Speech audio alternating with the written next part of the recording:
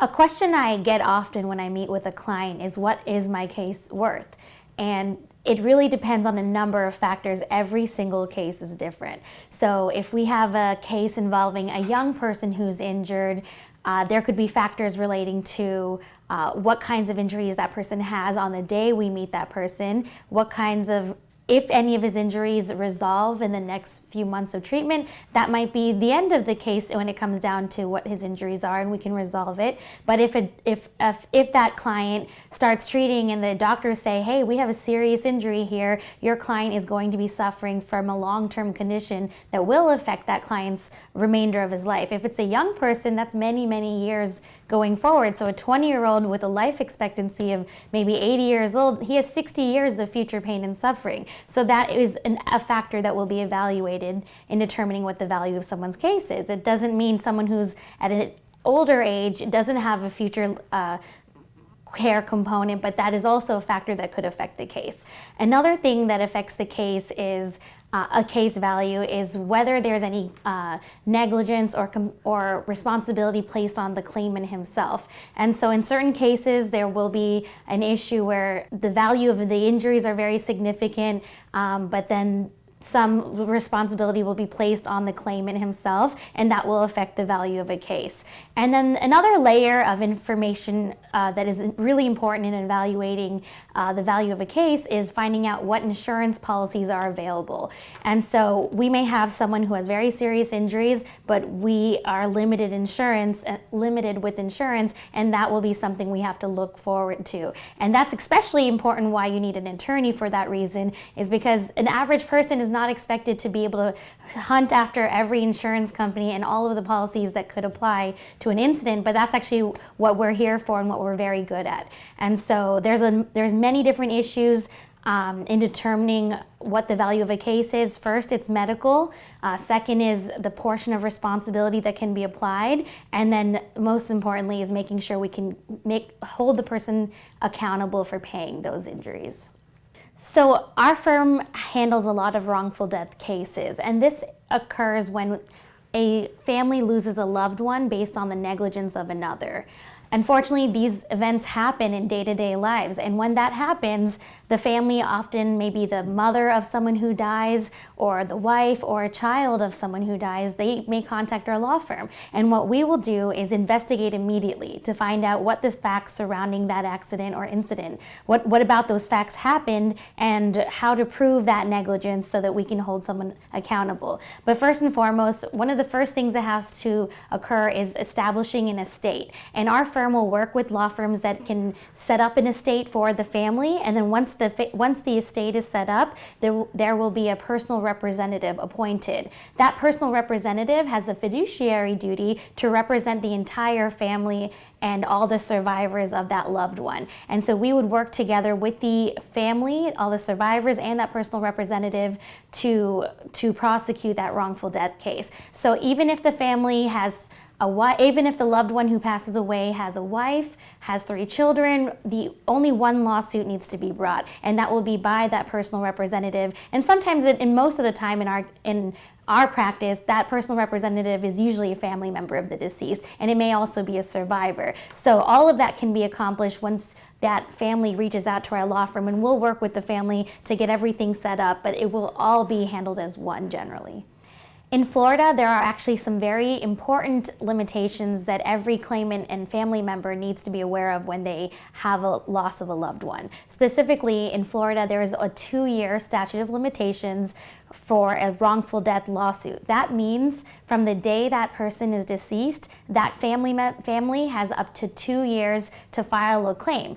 The reason why it's important for someone to contact a law firm immediately is because the family's not always with the information that's necessary to know even who to make that claim against.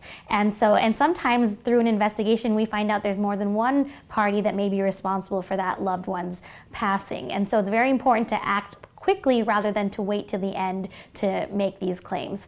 Another thing that can affect a wrongful death claim is knowing who the right survivors are. In Florida, although a family may be very close to someone who passed away, there are only certain legal survivors under Florida wrongful death statute. That means the loved one's spouse, it could be a husband or a wife, the loved one's parents, if they're alive and there aren't any children, they would be the survivors. If there are children, those children and the spouse would be survivors. It could be any of those factors. But there are also some exceptions. If that person who passes away doesn't have a living parent, doesn't have a spouse, and has no children, there are occasionally some very limited exceptions. And that's why we encourage anyone to call our office if they have any questions, if they've lost a loved one and they're not sure they're able to bring a lawsuit or whether it's too late to bring one. There's no problem in calling our office and finding out. For example, one time we had a client who came to our office and he had tragically lost his son in a very serious motor vehicle accident. Shortly after that accident occurred, the insurance company for the at-fault driver contacted this father and told him, don't worry, we will settle this case, we'll pay you some nominal payment of the policy limits that person had. The father was a very, very kind man and he wasn't one to raise an issue, so he said, if that's what the policy limits are, I'll take it. And he trusted the insurance company to handle it correctly. It had been years after that accident occurred, almost 2 years, when the father was frustrated and he said, I still haven't seen a dollar of what the insurance company had promised me. In that scenario, that father contacted our office and said, I don't know what to do. Our law firm represented that man almost right at the level, right near that statute of limitations deadline. We filed a lawsuit just in time and we took that case all the way to verdict, and we actually resulted in a multi-million-dollar verdict for that father. But it's very important that a parent or a loved one contacts our office so we can get on the situation immediately and protect that person's rights. In Florida, we follow a principle called pure comparative negligence. That's completely a legal term that I hope nobody ever needs to think about or know about, but that's why you hire attorneys to explain it. But in theory, a plaintiff or a claimant who's involved in a very serious incident, whether it's a car accident, whether it's a trip and fall or slip and fall accident that causes serious injuries, that person is entitled to make a claim even if there's some portion of responsibility that could be assigned to the plaintiff who got injured. And so in Florida, the person is entitled to get the full measure of their damages that a jury might give them. So a jury will look at the full measure of the medical bills, look at the full measure of the pain and suffering, the future medical care anticipated, and assign a dollar value to what the jury determines is the value of that case. Then the jury is also asked to decide how much responsibility should be apportioned to the defendant in that case, who we would say is the at-fault party, and then the jury is also required to assign some percentage to the plaintiff, if any. And so if a jury finds that the plaintiff could also have avoided that incident or could have been looking more carefully to avoid the incident, a jury might assign some portion of responsibility to the plaintiff. That's all the jury's job is to do. Then after the trial is over, a judge will then look at the jury verdict form and then take that number of the measure of damages and reduce it by the percentage assigned to the plaintiff. That means I have clients come in every now and then that say, hey, I have some serious injuries. I don't feel like I'm 100% clean. I think I may have I might have been speeding at the time that this person made a left-hand turn in front of me, or I was stopped at a stop sign and someone rear-ended me, but I'm not sure maybe I should have avoided it. Those people still have very valid claims, and I want everyone to know that it's our job to prove responsibility and liability, and even if you think you might be a small portion responsible, you still have a valid claim in the state of Florida. When someone's injured in an automobile accident or any other type of incident that causes injuries, the matter starts off as a claim. And so most of the time it's a claim with an insurance company. So when we meet with a client and we take their case on from the very initial stage, we will investigate to understand what happened, and then we'll make a claim with the insurance company to let the insurance company know that an injury has occurred and let them know of the facts surrounding that incident. And then that claim can most of the time resolve without a lawsuit being filed. And not every case will a lawsuit actually be filed. Majority of our cases at Goldberg Noon result in a favorable settlement for our clients so that they don't ever have to go to court. They don't ever have to have a lawsuit filed in the court system.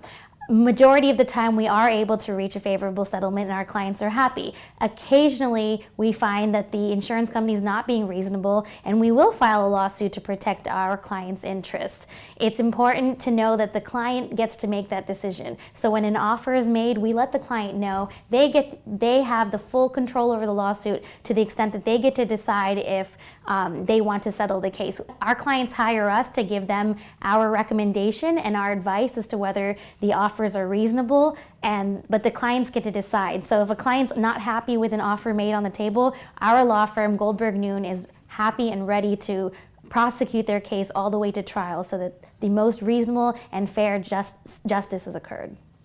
At Goldberg Noon, our firm will take a case all the way to trial if that's appropriate for the case. And so if a client is in a situation where the insurance company is offering unreasonable settlements, then we will prosecute that case and take it all the way to trial if necessary. And we are not afraid to do so. In fact, our success history is such that insurance companies are aware of the verdicts we've accomplished. And because of that, we generally find that insurance companies can work with us to find a reasonable settlement. But in those rare situations that we cannot work it out with the insurance company, we will always be willing to go all the way to trial.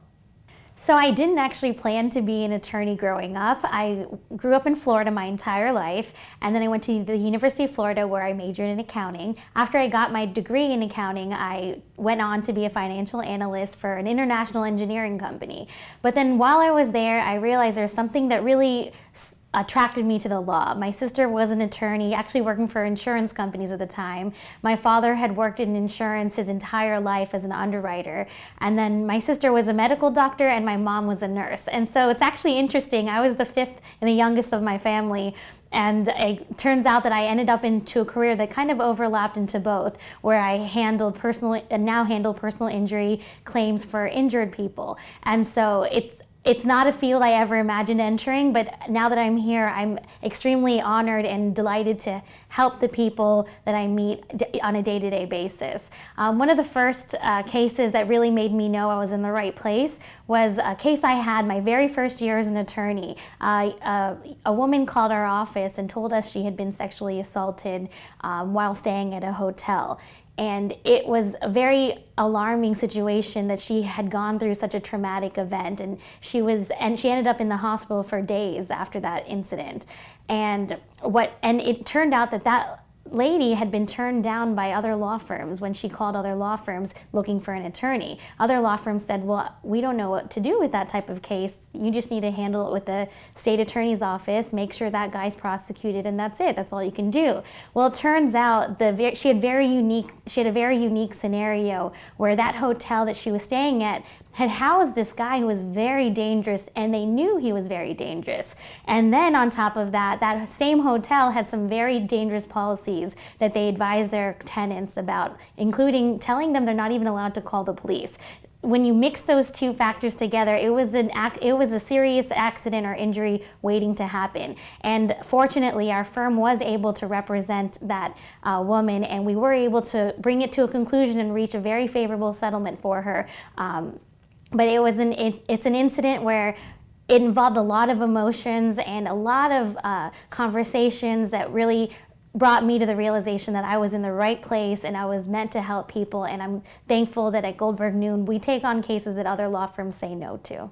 And in that case, I had the opportunity to file a lawsuit against a major corporation. And it was interesting because for once in my career, I'm able to blend my background of finance and accounting with the law. And what I mean by that is corporations are generally, just like insurance companies, they are motivated by profit. And so corporations will do everything they can to maximize shareholder value. So if it's profitable for a corporation like a hotel to maintain some dangerous conditions in their premises, then they're not going to necessarily change anything. And so being a part of this case was really important to me because we were able to effectuate a favorable settlement such that the hotel in that scenario actually changed its policy so that they could avoid a scenario just like that. And in this case, we represented a lady who almost had no voice, who was told by multiple attorneys that she had no case. And we were able to represent her and stand up against that very large corporation. And it makes me happy to be a part of the team that was able to accomplish that.